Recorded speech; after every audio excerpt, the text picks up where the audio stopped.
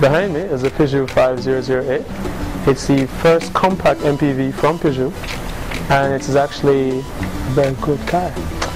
It won the best MPV from What Car in 2010, and it actually has a 5-star crash rating from Euro NCAP, which is the new car assessment program that they have in Europe to test how safe a car is. It had a 5-star crash rating. So, about this car. Okay, lengthwise, it's 4.5 meters in length, 4,530 millimeters to be exact.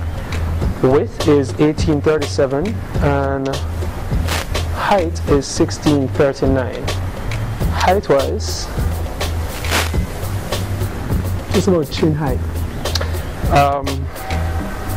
Wheelbase is 2.7 meters, or to be exact, 2,727 millimeters. There, that's a pretty long wheelbase. That wheelbase is actually in line with a Passat, for example.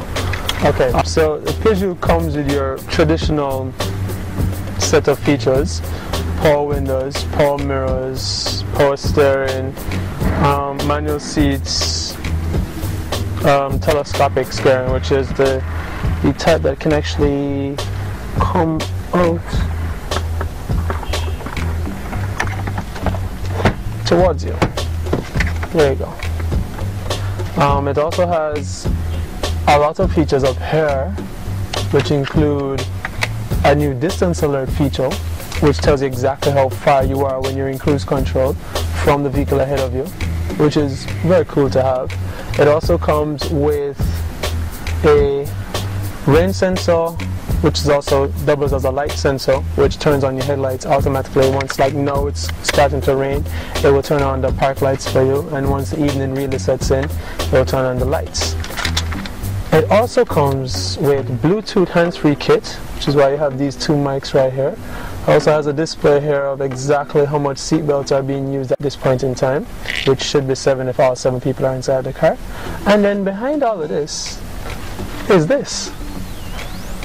It's like being outside, except the rain doesn't hit you in your face.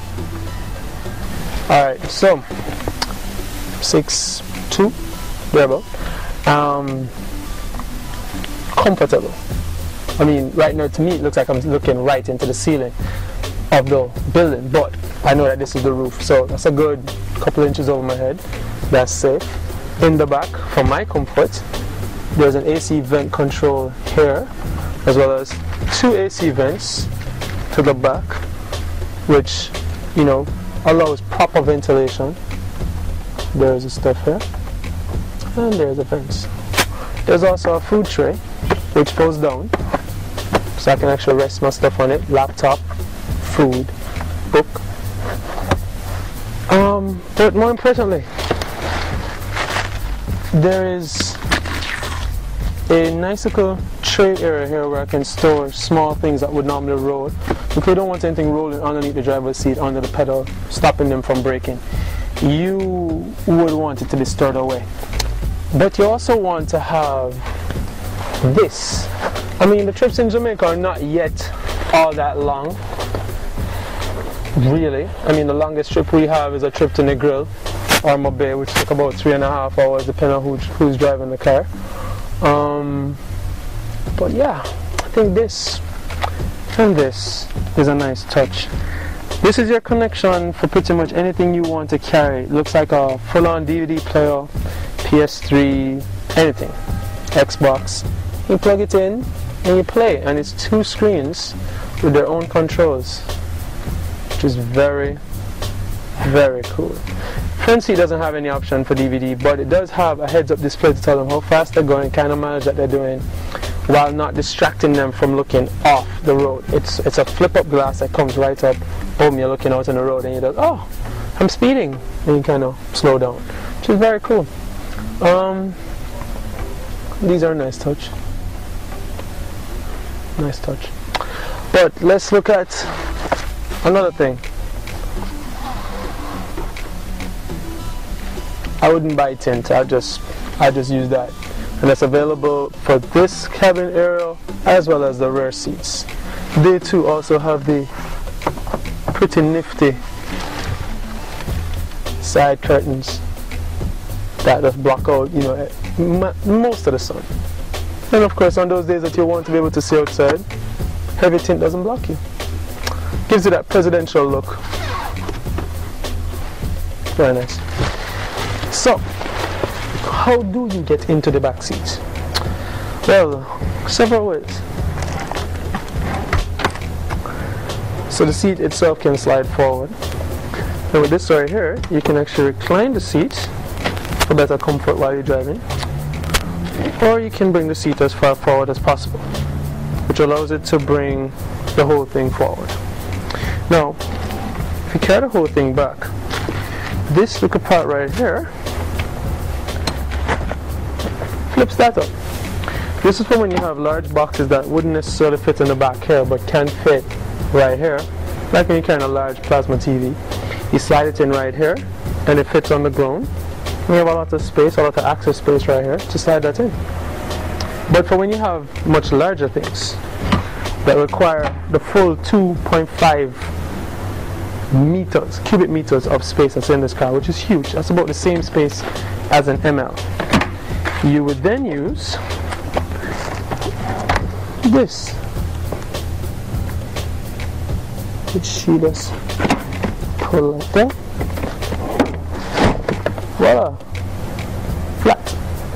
And this can fold flat, and the rear seats can fold away.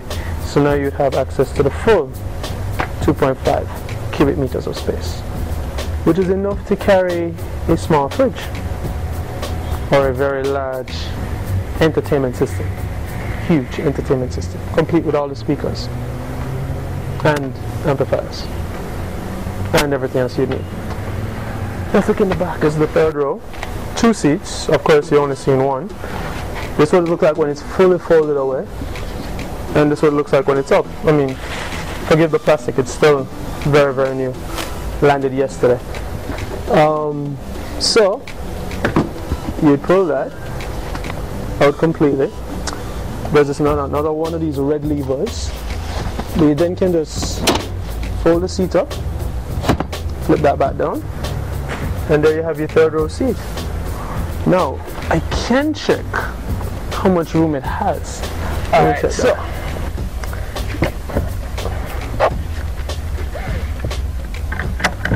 one,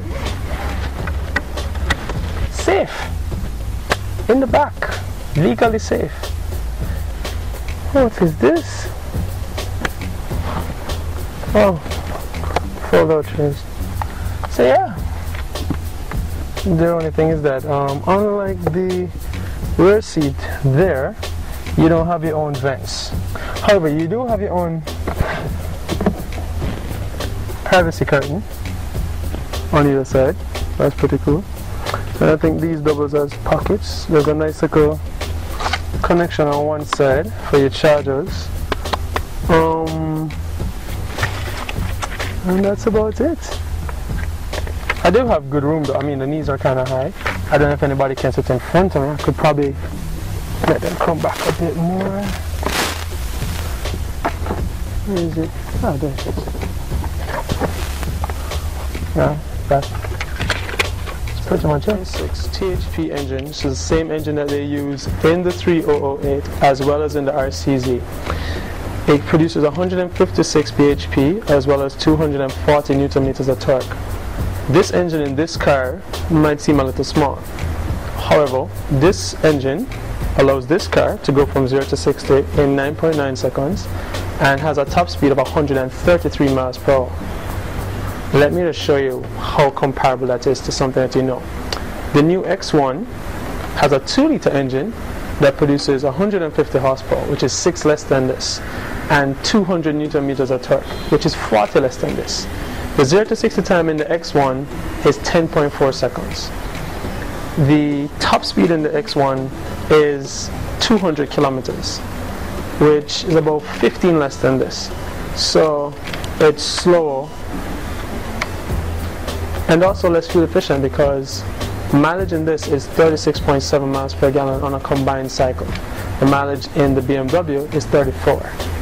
So this is more efficient, faster, more powerful, and lighter.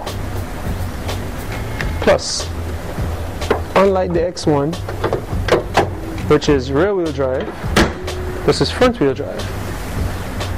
But this has 7 seats. The X1 only has 5. And the X1 is smaller, even though it's on a slightly longer wheelbase. So you could have this or a BMW X1. Problem is that a BMW X1 is going to cost you $6.4 to $6.8 million, and that's the front wheel drive. That's the rear wheel drive version.